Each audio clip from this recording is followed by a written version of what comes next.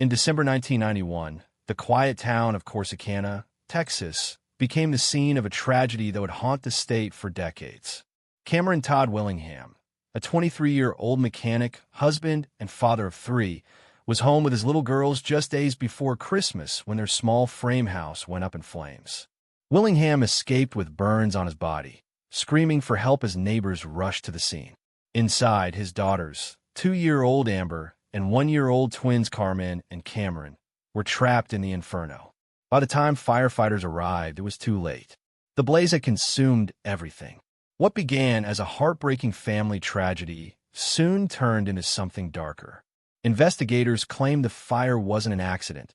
They said it was arson, and the man they accused of setting it was their own father.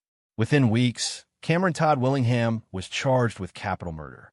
Prosecutors painted him as a violent man with a short temper and no conscience, a husband who wanted to rid himself of his family.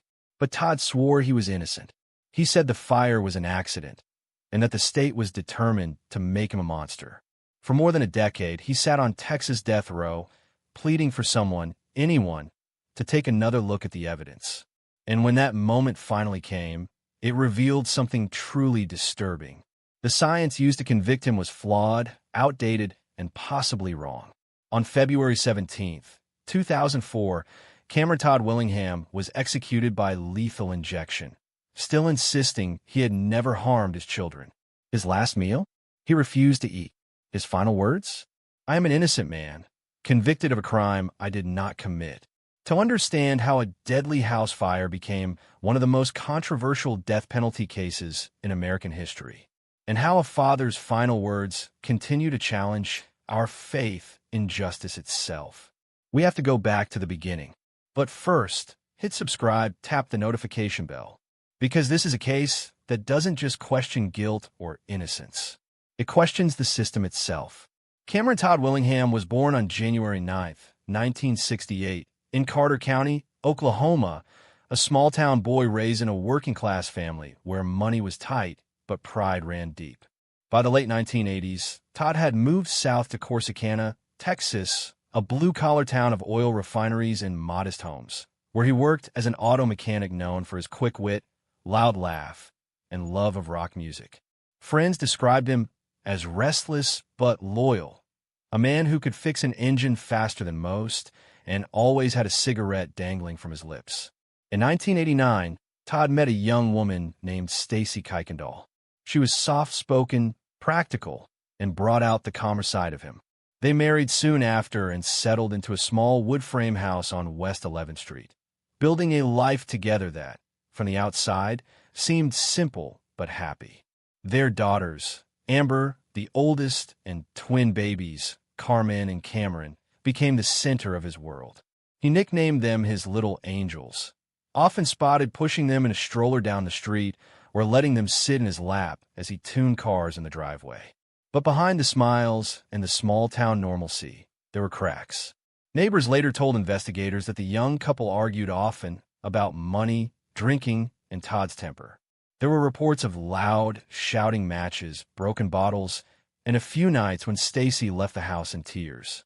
Todd had a history of run-ins with the law, minor offenses, bar fights, and reckless behavior, but nothing that hinted at violence toward his family. Still, those details would later become the threads prosecutors would weave into a darker narrative. A volatile man, quick to anger, capable of unspeakable things. To those who knew him best, though, Todd Willingham was no monster. He was a flawed man trying to hold onto a young marriage and 3 small children while barely scraping by. He loved heavy metal, tattoos, and fast cars, but he loved his daughters more than anything. And in a town where gossip traveled faster than the wind, no one could have imagined that this same man, once seen playing in his front yard with his little girls, would soon stand accused of ending their lives. It was the morning of December 23, 1991, just 2 days before Christmas, and the town of Corsicana was beginning to stir. Cameron Todd Willingham's wife, Stacy, had gone out early to pick up last-minute gifts, leaving Todd at home with their 3 daughters, 2-year-old Amber and 1-year-old twins, Carmen and Cameron.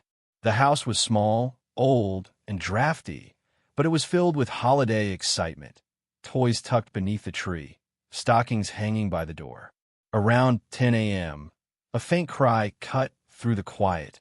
Amber's voice, coming from the children's bedroom. Todd later told investigators he woke up to find the house filling with smoke so thick it burned his eyes. Flames were crawling up the walls, racing across the ceiling. He shouted for his girls and tried to push through the heat, but the hallway had become an inferno. The fire roared like a jet engine, feeding on the oxygen from every crack in the old wooden house. Desperate, Todd dropped to his knees, searching for a way in, but the smoke was suffocating. He stumbled toward the front door, only to be knocked back by a burst of flame. Panicking, he smashed a window, cutting his arms as he crawled out onto the porch, gasping for air. Neighbors rushed over as black smoke billowed into the sky. One of them, a woman across the street, remembered hearing him scream his daughter's names over and over. "My babies are inside. Somebody help me." Within minutes, fire trucks arrived, sirens wailing through the narrow neighborhood streets. Firefighters raced inside, fighting to push through the collapsing structure. But the blaze was too intense. When it was finally brought under control, the house was reduced to ashes, its walls caved in, the air heavy with smoke and melted plastic. Inside the back bedroom, they found what no parent should ever see: the small, lifeless bodies of Amber, Carmen, and Cameron Willingham huddled together near the bed as if they had been trying to escape. Todd stood in the street barefoot, shaking, his face streaked with soot and tears. Witnesses said he cried out in agony, begging the firefighters to save his children. Others claimed he looked distant, dazed, almost numb. By midday, the fire that had started as an ordinary morning tragedy had already become something more, a mystery waiting for answers. And as smoke still drifted from the ruins on West 11th Street, the questions began: what caused the blaze? And could a father really have set the fire that took the lives of his own children? Low hum of static, distant police radios crackling, faint typing sounds as reports are written. A reporter's voiceover echoes softly. Investigators now suspect foul play in the Corsicana fire that claimed 3 young lives. In the hours after the fire was extinguished, Corsicana investigators began sifting through the ashes for answers. What they found, or believed they found, would alter the course of Cameron Todd Willingham's life forever. State Fire Marshal Manuel Vasquez and local investigator Doug Fogg walked through the ruins, studying the way the flames had moved, searching for what they called telltale signs of arson. They noted dark, puddle-shaped burns on the floor, marks they said showed accelerant had been poured and ignited. The bedroom doorway, they claimed, showed V-patterns climbing up the walls, indicators, they insisted, of multiple points of origin. To them, the meaning was unmistakable. Someone had set this fire on purpose. As the investigation deepened, the focus began to narrow, not on a stranger, but on the children's father himself. Willingham's story was scrutinized from every angle. Firefighters had found him shirtless, barefoot, and covered in soot, but some said he didn't appear injured enough for a man who'd tried to rescue his children. Others noted his behavior after the fire, pacing, crying, even cursing at officers, and labeled it strange. To investigators, his reactions didn't fit the image of a grieving father. When tests on the debris turned up traces of what they believed to be lighter fluid, the suspicion hardened into certainty. The official fire marshal report stated, fire was intentionally set with a liquid accelerant. Detectives began reinterpreting everything Todd said or did that morning through that single lens: guilt. By early January 1992, rumors spread through the small Texas town like wildfire. Friends and neighbors whispered that Todd and Stacy had been arguing before Christmas, that he'd been drinking heavily, that maybe he'd snapped. Prosecutors seized on those rumors to build a motive: a man frustrated by family responsibilities, ready to start over. On January 8th, just 2 weeks after he buried his daughters, police arrived at the modest rental house where he'd been staying with relatives. They placed Cameron Todd Willingham under arrest and charged him with 3 counts of capital murder. Handcuffed and silent, he was led out in front of flashing cameras as reporters shouted questions. He said nothing, only lowered his head as officers guided him into the patrol car. In the eyes of Corsicana, the case was closed. The fire that had taken 3 innocent lives was no accident. The man who had lost everything was now accused of causing it. And as investigators filed their reports, one chilling conclusion stood out in black ink. The fire was deliberately set, using an accelerant by the resident, Cameron Todd Willingham. The trial of Cameron Todd Willingham opened in August 1992 in Navarro County, Texas, a small-town courtroom filled with grief, anger, and the scent of burned memory. For the prosecution, this wasn't a mystery. It was a horror story with a clear villain.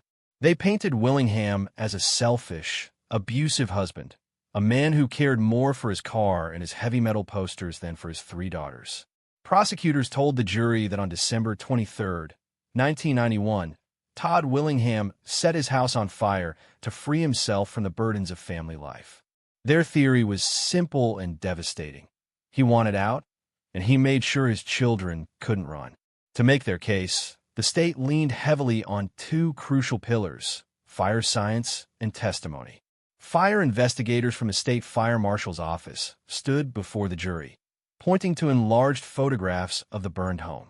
They spoke with conviction about pore patterns, V-shaped burn marks, and low burns, terms they claimed proved the fire was fueled by a liquid accelerant. One investigator said the flames had moved too quickly for an accidental blaze, insisting that the only explanation was deliberate ignition. The problem? The methods they used, though widely accepted at the time, were based on folklore more than science. Terms like puddle burns and alligator charring had long been debunked by the 1990s fire research community, but that knowledge hadn't yet reached small-town Texas. Then came the most dramatic twist: the appearance of a jailhouse informant named Johnny Webb. Webb claimed that while both men were housed in the Navarro County Jail, Willingham had broken down and confessed to setting the fire that killed his daughters. He told the jury, in vivid detail, that Todd described how he'd soaked the house in lighter fluid, then watched it burn. Webb's story, though uncorroborated and inconsistent, landed like a hammer blow. Prosecutors reinforced it by describing Willingham's tattoos, a skull, a serpent, as signs of his violent and satanic nature. They pointed to his past misdemeanors, his taste in rock music, even his lack of visible tears during questioning, and framed it all as evidence of a dark heart. Willingham's defense attorney, a court-appointed lawyer with limited resources, tried to push back. He argued that the so-called scientific evidence was nothing more than interpretation, that burn patterns could result from flashover, a phenomenon where heat ignites everything in a room at once. He reminded jurors there was no proof of accelerant, no motive that made sense, and that Willingham had risked his own life trying to save his daughters. He even pointed out that the confession from Johnny Webb came from a man facing robbery charges and looking for leniency. But the tide of emotion was too strong. The jurors, most of them lifelong residents of Corsicana, saw a man they couldn't understand, covered in tattoos, with a history of drinking and fighting, and now accused of an unthinkable act. Logic gave way to outrage. After just 1 hour of deliberation, the verdict came back, guilty of capital murder. And when the sentence phase began, the prosecution called Willingham a continuing threat to society. The jury agreed. On August 24, 1992, Cameron Todd Willingham was sentenced to die by lethal injection. He didn't cry. He didn't shout. He simply stared straight ahead as the judge read his fate. A father now condemned as a murderer, based on a science no one yet realized was flawed, and the word of a man who would later admit he'd lied. For 12 long years, Cameron Todd Willingham lived behind the high concrete walls of the Polunsky Unit, Texas's most isolated and unforgiving death row. Locked in a solitary cell barely the size of a parking space, he spent 23 hours a day alone, surrounded by silence and the occasional echo of distant voices. He was now inmate number 999041, a man the state had labeled a monster, but who, in his own words, never stopped fighting to clear his name. In letter after letter to his family, Willingham swore he hadn't hurt his children. His handwriting was cramped but defiant. He told his parents that he still dreamed of Amber, Carmen, and Cameron, that he still woke to the sound of their laughter in his head.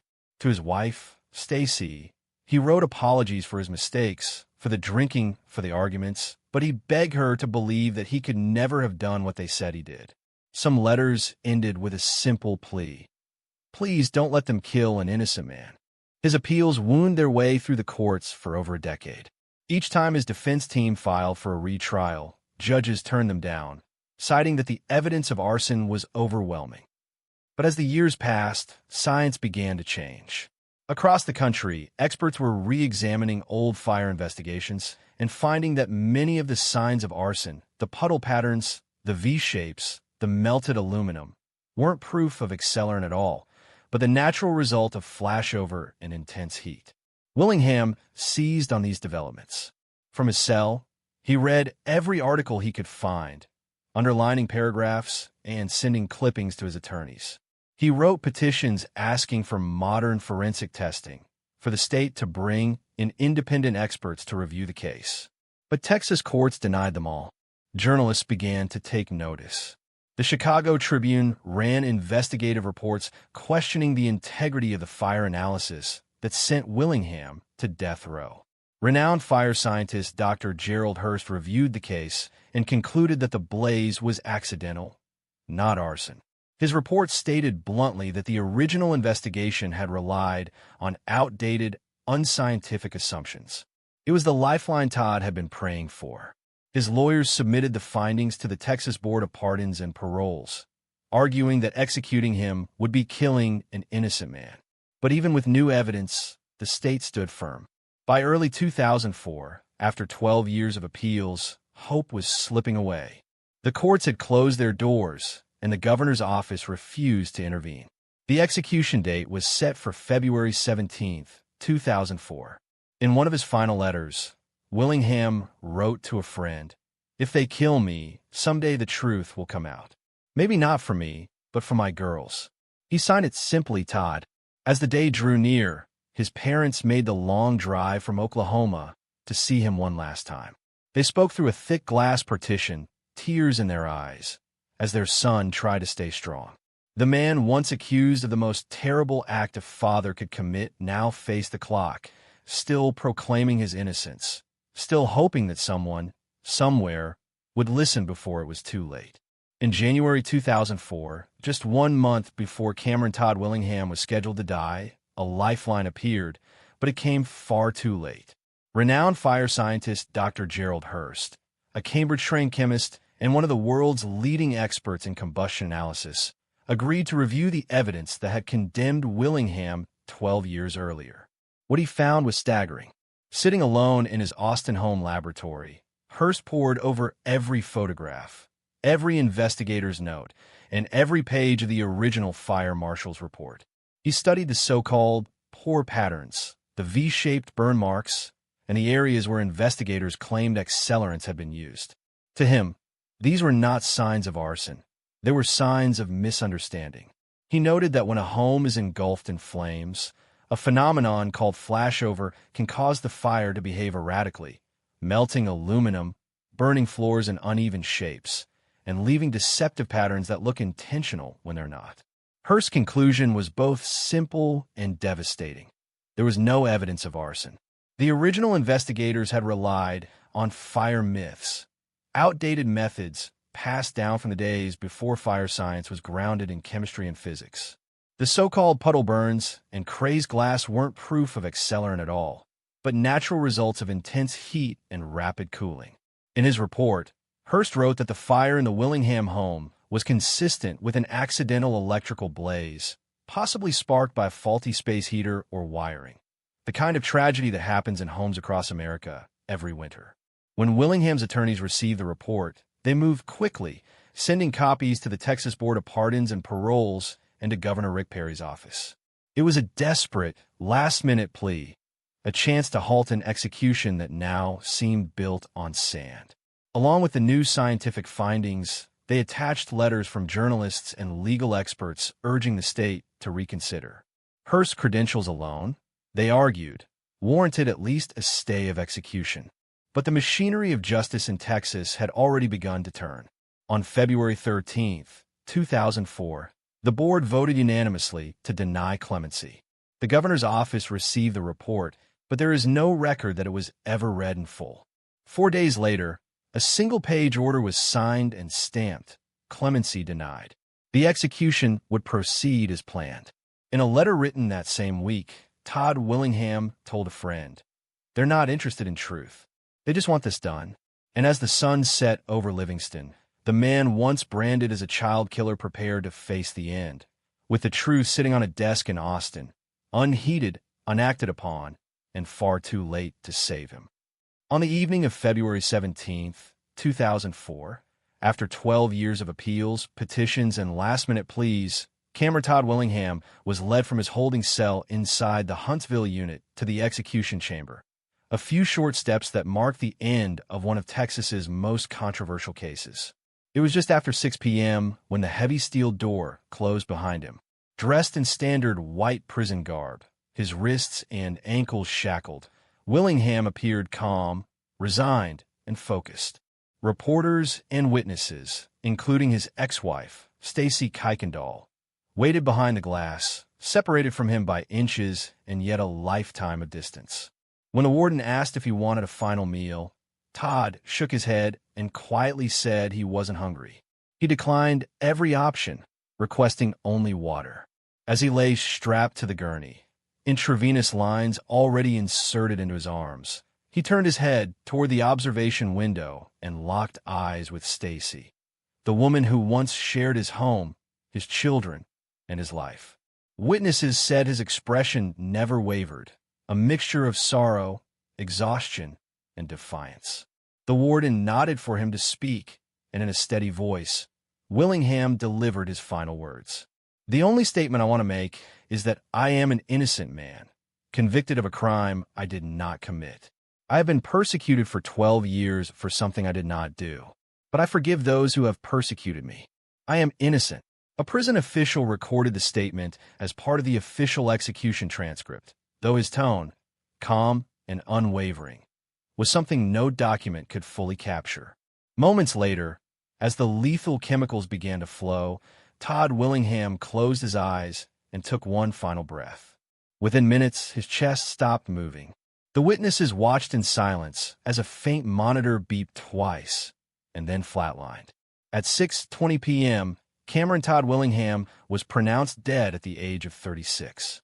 Outside the prison, the candles flickered in the cool February air, and a small group of supporters bowed their heads in silence. Some whispered prayers, others held signs that read justice for Todd. For many in that crowd, it wasn't just the end of a man's life. It was the beginning of a haunting question that would echo for years to come. Did Texas just execute an innocent man? 3 little girls, Amber, Carmen, and Cameron, lost their lives in a fire that forever scarred a small Texas town. But even decades later, the embers of that tragedy still burn. Did Texas execute a murderer or an innocent father who fell victim to flawed science and a rush for justice? The truth remains clouded by smoke, a haunting reminder of how fragile our faith in the system can be. Every witness saw something different. Every report told another story, and yet the flames consumed them all, the children, the family, and perhaps even the truth itself. What do you believe? Was this the rightful punishment of a guilty man, or the irreversible mistake of a justice system too slow to admit it could be wrong? Tell us your thoughts in the comments below. We want to hear what you think. And if stories like this make you question how far the scales of justice can tip, don't forget to like, share, and subscribe to Crime Report Network, where every story digs deeper, every fact is examined, and every case reminds us that justice, no matter how well-intended, always comes with a human cost.